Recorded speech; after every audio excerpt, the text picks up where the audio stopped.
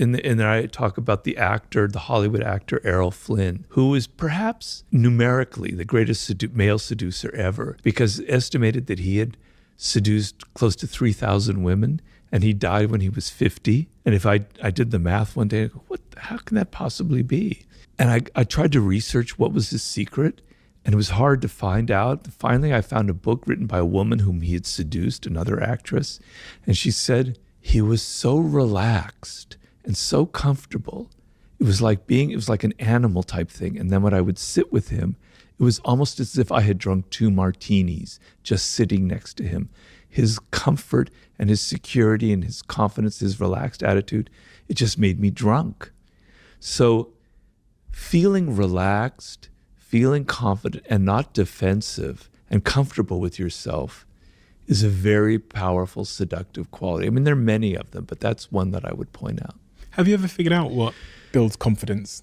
You earlier on, you were talking about how children need to experience things firsthand. You can't just tell them. You can't just tell someone, for example, to be confident. Preaching doesn't seem to work.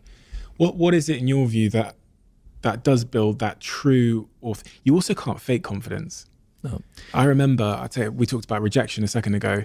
I was rejected by pretty much every girl that I was pursuing between the ages of 16 and I'd say 22. Really? Yeah. Do you know what it was? I was faking confidence. It all changed when I was actually had a sense of security in myself. Right. But in the period where I was like faking confidence, I was pretending I was confident. It was like they just could read past it. That's almost how I look back on the situation. So I came to learn that you can't fake confidence. You can't pretend to be it, because there's so many sort of micro expressions that end up reading more like insecurity than confidence. But what is real confidence, and how does one build it in your view? Well, you've kind of answered your own question there in a way. So, fake confidence is like bravado, right? And you're putting on an act. And particularly women who've had to deal with this for, millennia, they can smell it, they can sense it. They don't have to, it's not in your words, it's the body language, et cetera, et cetera. Real confidence comes from actual actions, from your actual things you've accomplished, right? So, when you're 22, 21, it's hard to have that confidence, because what is it based on? Maybe it's based, maybe you're really good looking if you happen to have that good fortune and you can feel confident about that and you don't have to try so hard. All right, maybe that might work. Or maybe you're really good at sports, or maybe you're a really good dancer, or you're a really great singer, but it's based on something real. You have a skill. You have something that separates you. You have something that you can do, that you can accomplish. Because when you're 21, it's hard to have those. I look back on myself when I was that age, I had nothing. No wonder I got rejected, So it comes from what you do in life, okay? The finest sense of confidence is actually creating things and having success and meeting goals and achieving things and having a record of that, and maybe what goes with that is having some money, but it's not necessarily, because you don't have to have a lot of money, and you don't have to be good looking to seduce. That's a myth that I try to explode in the art of seduction. Some of the greatest seducers, male and female, were not good looking at all. It's about psychology, and it's about how you carry yourself. But the confidence comes from actually what you can do, not how you feel or what you say. Well, it is how you feel, but the feeling is based on things that you actually can do, skills that you have that separate you, that make you feel really confident, Stop before you send that text, before you call them again, before you try one more time to explain yourself, to justify your worth, to make them see what they're losing. I need you to hear this, because what I'm about to tell you is the one thing nobody is going to say to you right now, and it is the one thing that will actually change everything. Here is the brutal truth about human psychology that most people spend their entire lives refusing to accept. People do not value what is always available. I don't care how good you are to someone. I don't care how loyal you've been, how much you've given, how many times you've shown up. If you are always there, always accessible, always the one reaching out, you will be taken for granted every single time. This is not a flaw in the other person. This is a flaw built into human nature itself. And once you understand it, really understand it, everything changes. I've studied power in human behavior for decades, and one of the patterns I keep seeing again and again in politics, in business, in romance, in friendship, is what I call the law of absence. The person who is always present loses their power. The person who knows when to disappear creates an almost magnetic pull in the people around them. Think about it. Think about every person you've ever deeply wanted, the ones you couldn't stop thinking about. Were they the ones who were constantly available? Or were they the ones you were never quite sure about, the ones who kept you slightly off balance? This is not a game. I want to be very clear about that. What I'm describing is a deep psychological reality. When someone is always there, the human mind files them under guaranteed. And the guaranteed things in life, we stop noticing them. We stop appreciating them. It's the same reason you don't marvel every morning at having electricity in your home. It's just there. It becomes invisible. And here is the tragedy. Good, loyal, loving people become invisible to the very people they care most about. Not because they did something wrong, but because they did everything right. They never left. So what is the simple trick? It is this. You stop being available. Not out of anger, not as a punishment, not as a manipulative game where you're secretly hoping they'll notice and come crawling back. You stop being available because you redirect that energy, all of that time, all of that emotion, all of that attention you've been pouring into someone who stopped pouring it back. You redirect it entirely toward yourself. Here is what happens when you do this. First, there is silence, and the silence feels devastating at first. Your instinct will be to break it. Don't. Because while you're sitting in that silence, something is happening on the other side. The human mind cannot tolerate an open loop. When someone who was always there suddenly isn't there, the brain fixates on it. Where did they go? What are they doing? Are they okay? Did I lose something? That fixation, that sudden awareness, is the beginning of value being restored. You cannot manufacture this by talking more, by explaining more, by being more patient and understanding. You can only create it through absence. But here's the part most people miss, and this is where the real transformation happens. It's not about them coming back. It's about what happens to you while you're gone. When you stop obsessing over someone who doesn't value you, when you stop analyzing every word they said and every text they didn't send, you start to return to yourself, and you discover something that the relationship had been quietly eroding, your self-worth, your sense of who you are independent of their approval. I've seen this happen over and over. People who were completely diminished by a relationship, walking on eggshells, shrinking themselves, becoming smaller and smaller to fit into the space someone had decided they deserved. They pull back, they go quiet, and within weeks, you can see a kind of quiet power returning to them. Their posture changes. The desperation leaves their eyes. They stop explaining themselves. And ironically, that is exactly when the person who didn't value them suddenly starts to feel a very uncomfortable sensation, the fear of actual loss. You have to understand something about the human ego.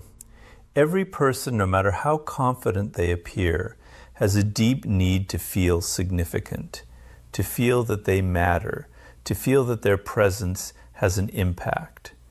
When you are always there for someone, you are feeding that need for them constantly, and they begin to feel significant not because they've earned it, but simply because you keep showing up. But the moment you stop showing up, their ego goes into a kind of panic. Suddenly they are no longer certain of their own significance, And that uncertainty is extraordinarily powerful. Now, some people will respond to this with bitterness. They'll say, you became cold, you became distant, you changed. Let them say it. What they are really saying is the dynamic shifted and I don't like being on the other side of it.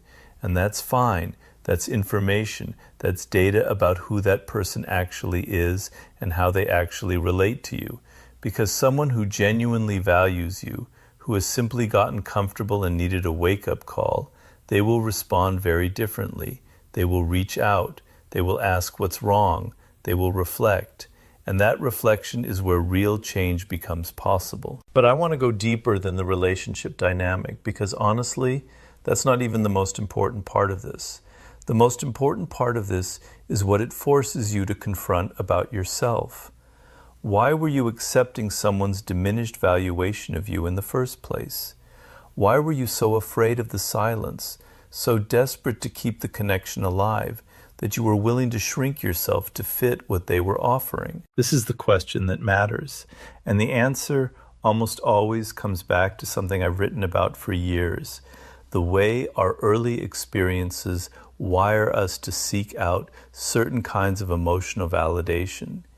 If you grew up in an environment where love was inconsistent, where you had to earn attention, where affection came and went unpredictably, your nervous system learned to associate that inconsistency with love. It learned to find comfort in pursuit, in trying, in proving your worth. And so as an adult, you end up in dynamics where you are always the one working harder, always the one caring more, always the one who would lose more if the relationship ended. And you call it loyalty, you call it love. But a large part of it is a pattern you didn't choose, playing out again and again. This is why the real work of reclaiming your value has nothing to do with the other person. It has to do with you understanding your own patterns clearly enough to break them. The silence, the pulling back, the going quiet is not a tactic, it is a discipline. It is you choosing, possibly for the first time, to stop outsourcing your sense of worth to another person, to stop making their opinion of you the verdict on who you are. When you do this, when you genuinely, not performatively, shift your energy inward, you begin to build something that no relationship can give you and no relationship can take away. An internal foundation, a core, and people can sense that in you. It changes how you carry yourself. It changes the quality of your attention. It changes what you're willing to accept and what you're willing to walk away from. And it changes, fundamentally, the kind of people and the kind of relationships that are drawn toward you. So here is the simple trick, and I want you to hear it not as manipulation, but as self-restoration. Go quiet. Go inward. Stop performing your value for someone who has decided not to see it. Not because you want them to chase you, though that may happen, but because you deserve to spend your energy somewhere that it grows rather than somewhere that it disappears. The people who come back will come back because they woke up, and the people who don't come back, they've given you the most valuable gift possible. They've set you free to find your own level, to find the people and the situations that recognize what you bring without you having to prove it over and over again. Remember this, your value does not decrease because someone failed to see it. And the moment you truly believe that, not just intellectually, but in your bones, you will never again beg for a seat at a table that was never really yours. You will simply build your own, and watch who comes to sit at it. When someone doesn't value you anymore, try this simple trick and watch what happens. Part 2, Robert Greene, Motivation. You tried it. You went quiet. You pulled back. And now something strange is happening. Either they came back or they didn't. And either way, you feel something you weren't expecting. Not relief, not victory, something more unsettling than that. Because here's what nobody warned you about. The moment you stop chasing someone, you come face to face with yourself. And that is the real test.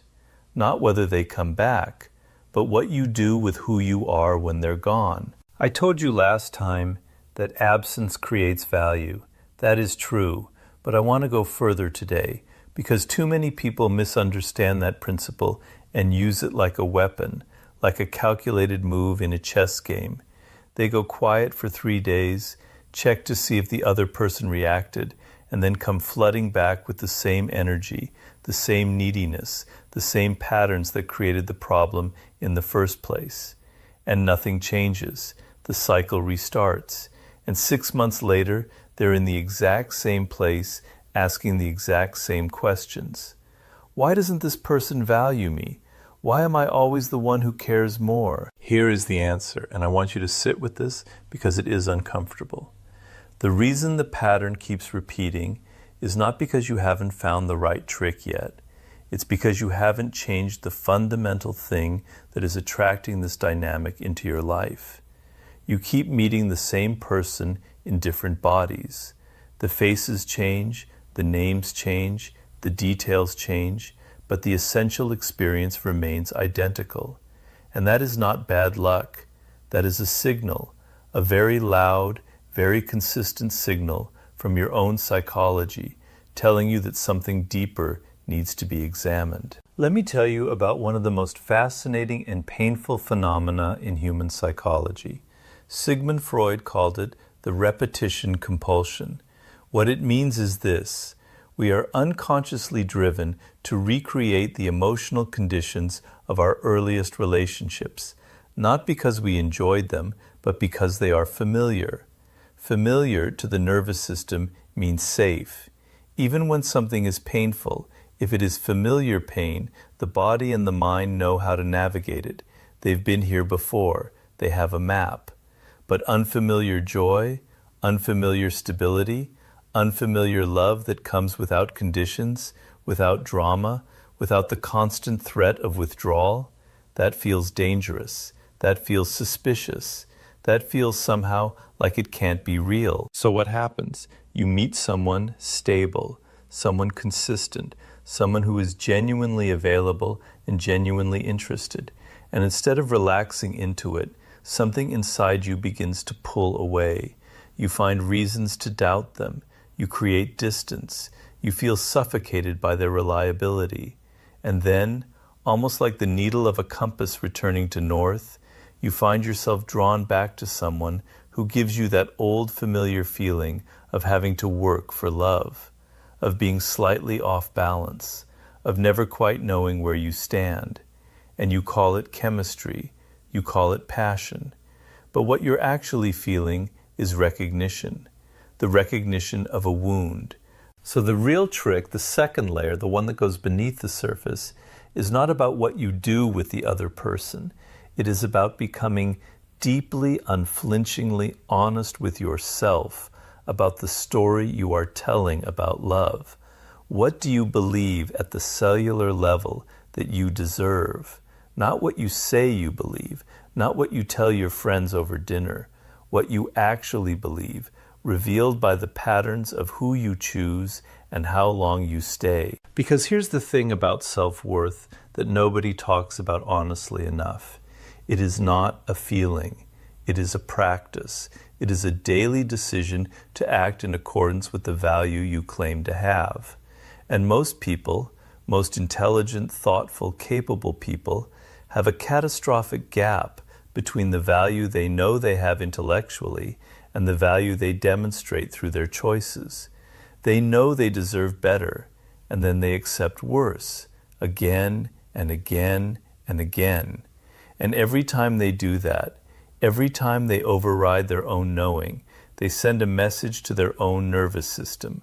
My knowing doesn't matter. My boundaries are negotiable.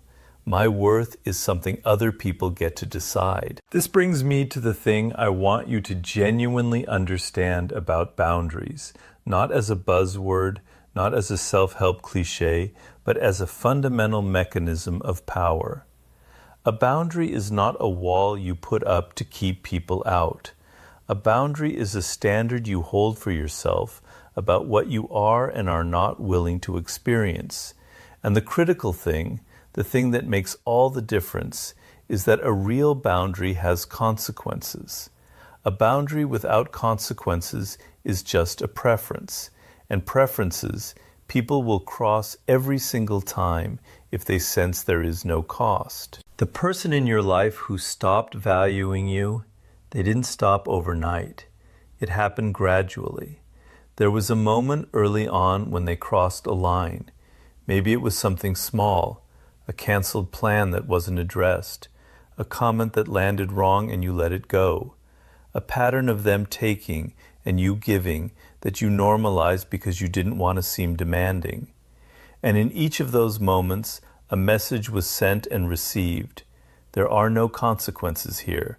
I can take without losing. I can diminish without cost. And so they did. Not necessarily with malice, just with the unconscious logic that all humans operate by. We take up as much space as we are given. So what does real change actually look like? Not the performative kind, not the going quiet for 3 days kind. Real, lasting change in how people relate to you, and more importantly, in how you relate to yourself. It starts with a single decision that sounds simple, but is extraordinarily difficult to execute. The decision is this: I will no longer act from fear. Not from the fear of losing someone, not from the fear of being alone, not from the fear of seeming too much, too needy, too difficult. I will act from values, from clarity, from an honest assessment of what I need and what I'm willing to offer in return. When you begin operating from values instead of fear, the first thing that shifts is your communication. You stop hinting and start stating.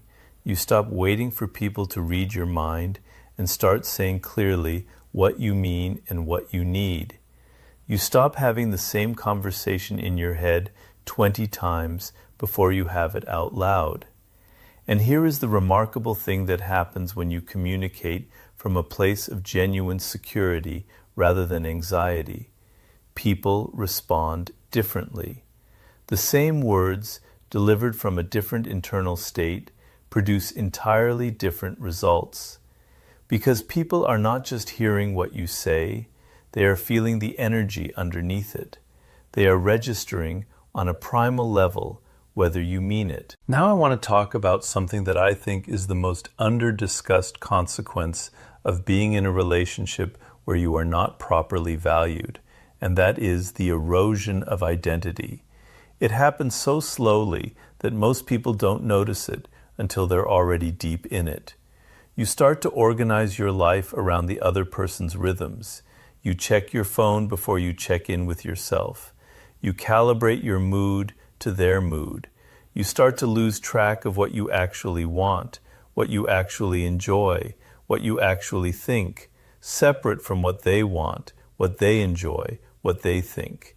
You become a satellite orbiting someone who doesn't even realize you're circling them. The trick, the real trick, the lasting one, is to become the planet again, to reestablish your own gravitational center.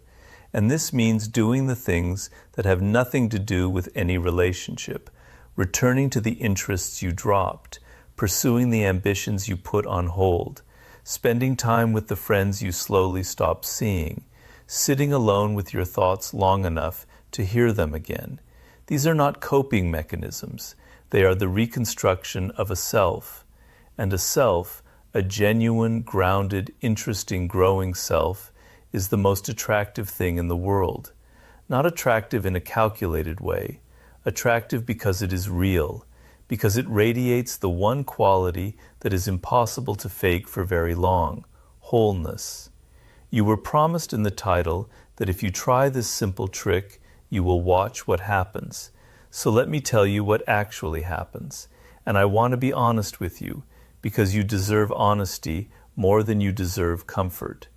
Some people come back, they feel the absence, they feel the shift in your energy, and they do the reflection that you were hoping they would do. They recognize what they had. They show up differently.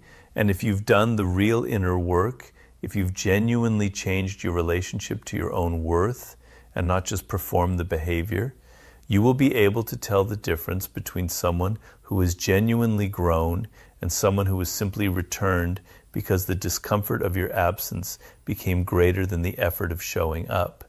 That distinction matters enormously because one of those is a foundation and one of those is just another chapter in the same old story. Some people don't come back.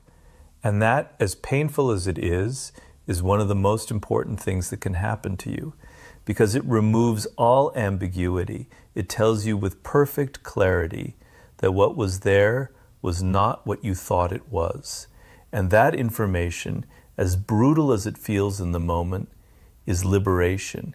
It is the universe clearing space for something that actually fits, something that doesn't require you to constantly justify your existence in someone's life. Here is what I know after decades of studying human nature. The people who are most deeply valued in relationships, in business, in every domain of life, are not the people who are the most available or the most accommodating or the most afraid to lose. They are the people who have developed an unshakable relationship with their own worth, who know what they bring, who are genuinely interested in and engaged with their own lives, who have standards and who hold them, not rigidly, not coldly, but firmly, with warmth, with clarity, without apology. That is what you are building when you do the real work behind this simple trick, not a strategy for getting someone back, not a technique for making yourself more desirable, a life, a full, self-directed, increasingly clear and powerful life. And when you have that, when you are genuinely living it, not performing it, the question of who values you changes completely, because you stop needing the question answered by any single person. You already know the answer. You are living it, and that changes everything.